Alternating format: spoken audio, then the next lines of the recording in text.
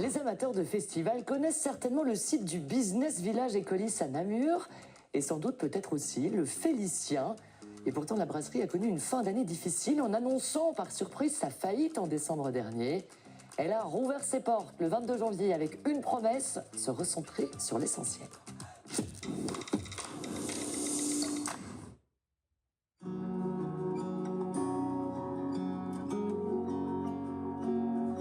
Le Félicien fait partie de l'écosystème du Business Village Écolis qui a été lancé par ma famille en 2019.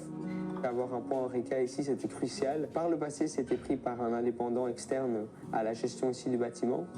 En décembre 2025, malheureusement, le restaurant a fait faillite. Et vu en fait le besoin et la nécessité qu'il y avait de tous les autres services à avoir un service Horeca, on s'est dit que c'était crucial de pouvoir relancer ce projet, vu le potentiel et la demande qu'il y avait à ce niveau-là. Ici, on se concentre vraiment sur l'esprit de brasserie. C'est là où je pense tout le monde peut s'y retrouver quand on cherche un restaurant. On est une valeur sûre. Tout le monde y trouve son budget, son plat fétiche. On accueille autant les personnes qui ont 30 minutes le midi à manger que la personne qui veut faire son repas d'affaires et marquer le coup avec un client.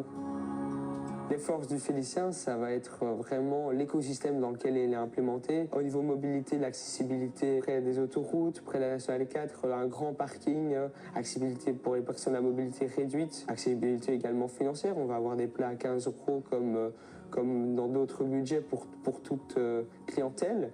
On a également tous les autres services à l'intérieur du bâtiment, donc on pense à l'hôtel Ibis Styles, toutes les salles de conférence, à des espaces de coworking pour vraiment toutes sortes de clients. On a également la salle de Ventrops qui a des expositions environ toutes les 6 à 8 semaines avec une clientèle de toute la Belgique qui vient découvrir les antiquités.